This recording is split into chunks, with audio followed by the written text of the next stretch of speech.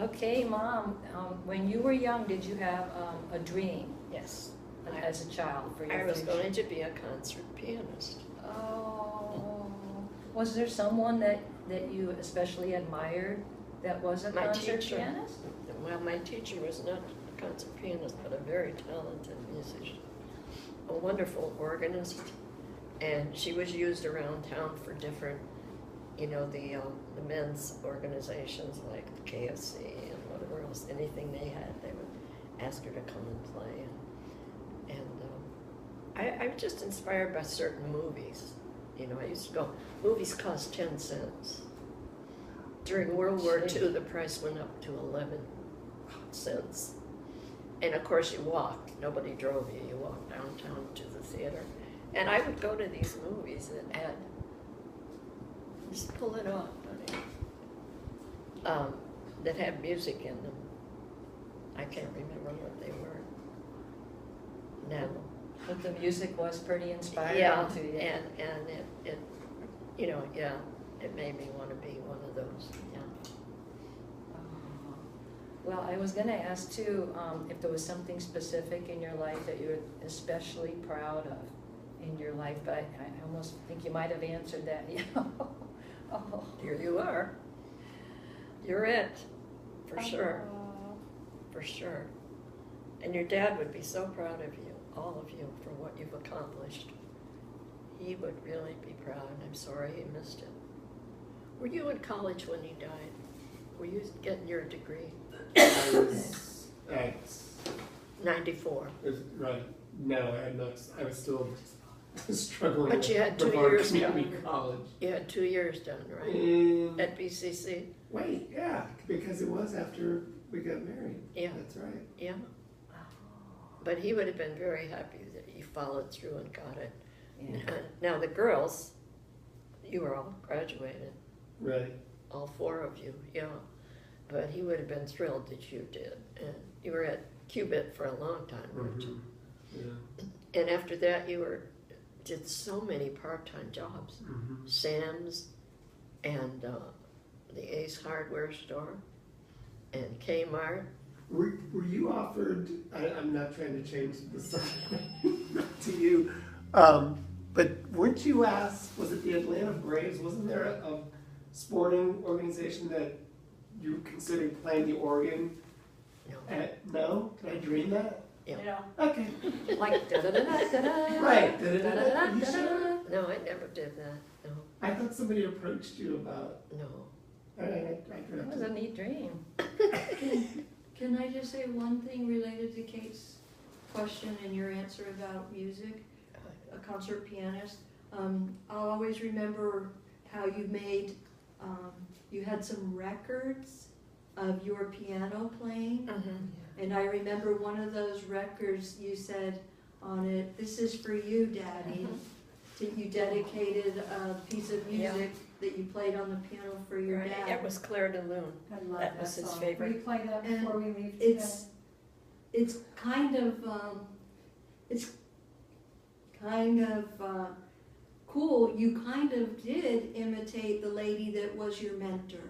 I mean, just like she Yeah. played the organ at church and Yeah. did this. Look what you did. You went on to Right. play at church and Yeah, but I didn't teach play a music pipe and- organ. She was up in but it's pretty the cool. loft with Mom. this beautiful pipe organ. She made such an impression on Oh, you, yeah. and you did, model her. She was lovely.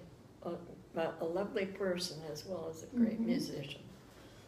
My sister Elizabeth took lessons from her too. And then after I had left home, for good and was married, Liz was still at home, and whenever she was home on vacation or whatever, maybe it was in high school, she used to go and stay with her after her husband died. And she was alone, so Liz would go and stay with her now and again. And I don't remember how that transpired or how long she stayed with her, but she also was so fond of her. She was a wonderful lady. She was Canadian originally. Her name was Victoria. Most British kids were named Victoria, a lot of them. Mm-hmm. And she was Victoria Sweeney Quinlan. Oh, okay. I remember you playing in Salisbury on the piano, and I would just, Yes, I would have to go yes, hide because that's right. I'd just start crying. Yeah, it was all Sweeping. arpeggios. Yeah. Now I'll play in the classroom and I won't cry. I don't But think when I I was could play little, it for some again. reason, it just, it was so dramatic and so. And you know, my fingers, I've let my fingers go, and my fingers are now stiff and somewhat, see, the knuckles are all swollen. Oh, you won't take any requests? I haven't been How playing. about Claire No. de Lune? Huh? How about Claire de Lune? I Yeah. love Claire de Lune. Yeah. She wants you to I play get it choked for up us. when I hear it. Maybe that's the one he's talking about. That's the Spiro. That's Suspiro. You know what it's called, Mrs. Spiro? It's the sigh. The sigh? We all like it. Yeah, in Italian. Suspiro is a sigh. Yeah, the one Dad liked was Claire de Lune. Mhm. Is that the one Da, that? da, da, Yep. da, da, da. Yeah. Oh, we're singing two Yeah. different. Go ahead. And I'm she'd sorry, say, I should have Daddy, started this singing. one's for you. That was for Grandpa. Love to read. That was Dad's. Yeah. And I made a record for him, because every time he asked me, it was always inconvenient for me. I Grandpa came to Bernier? regret that. So I made a record so he could play it anytime at school. And what was your tune that you were remembering? Mba, mba. That's in That's Suspiro. in Suspiro. Oh, that's not Claire de Lune? No, Claire de Lune is boom, boom, boom, boom, boom. I think you're gonna have to play a few bars. You're gonna have to play both of them, I guess. Yes, I remember that. I can't. I've let myself lose that. Yeah, that was it. That was Dad's. And the radio department on it at the college had a recording studio. But when And you- I was able to go in and make a record and give it to my father, Okay. Claire de Lune. Mhm. I bet he really liked that. Aw. So, because Very whenever cool. he wanted me to do it, it wasn't convenient. Sure, sure. I grew to regret that, you know, but I made them the record. That's And awesome. it says, "Hi, Daddy, this is just for you." Yes, that's right. Love to I read. know that meant a lot to him. Very special. Okay, Kate, sorry. You know, he It's bought me a okay. grand piano. Yeah. He After the did. recording? Yeah, you get like 200. I don't know when.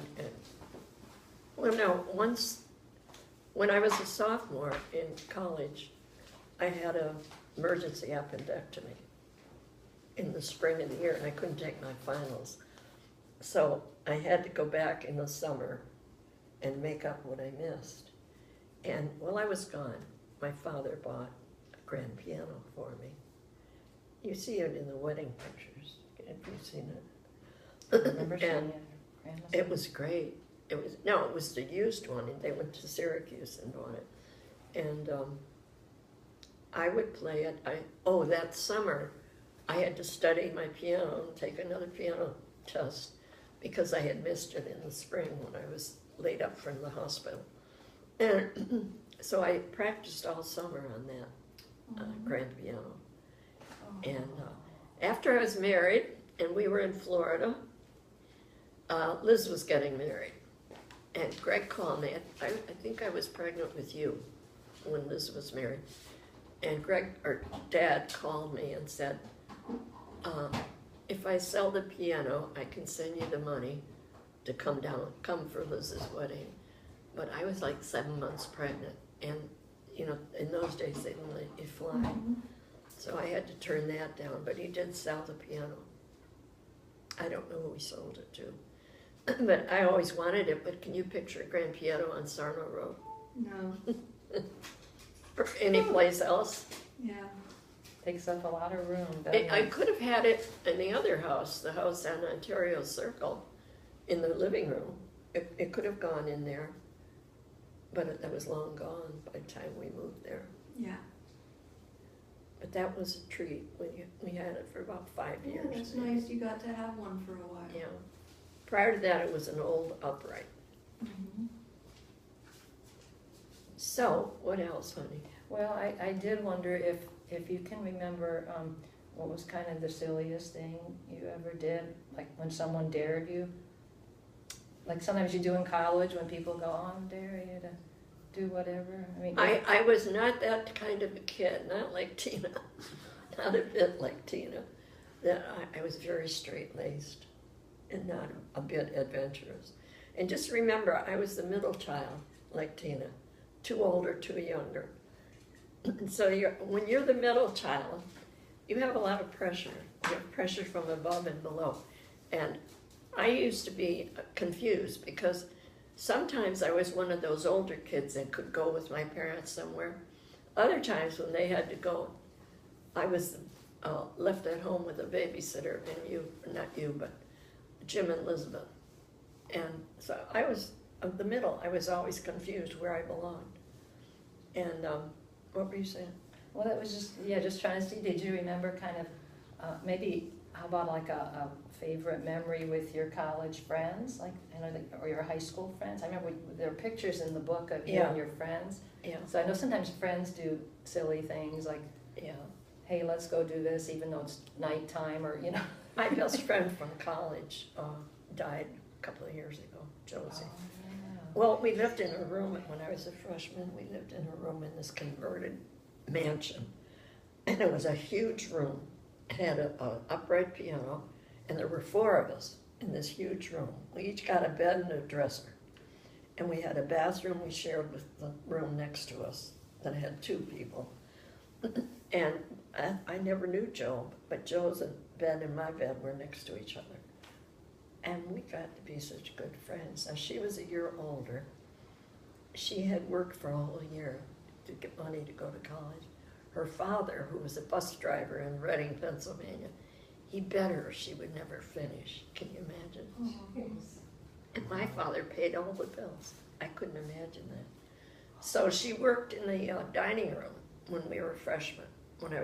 She was a freshman. She worked in the dining hall. And then for her second and third years, she couldn't live in the dorm. It was too expensive. So she got a job living with a family who had children. And her job was to look after the kids and when she wasn't in class, and to help with housework or what else. She lived there for 2 years.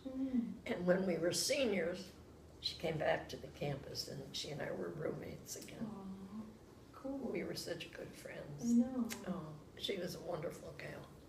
And I went to visit her, and she lived in Reading, Pennsylvania. And who was I talking? Oh, Kendall. Kendall was talking about the running and how Andrew won a race in the. And I said, "Was that in the Schuylkill?" She said, "That's the river that goes by Philadelphia and Reading, and it's the filthiest river I ever saw." But that was a long time ago. And I said, "He swam in the filthy Schuylkill yeah. River." It was a triathlon. That was it. Did everyone in your family swim the St. Lawrence River? Oh yeah. No, just the younger 2, Jim and Elizabeth. I was too chicken. Oh, I thought you did swim. No. Across, you mean? But you swam in the water, but you didn't, Oh you yeah. didn't swim across? I didn't swim to Canada. You mean? Right. No, Jim and Liz did. Wow, was somebody with them? It was on- about a mile. Yeah.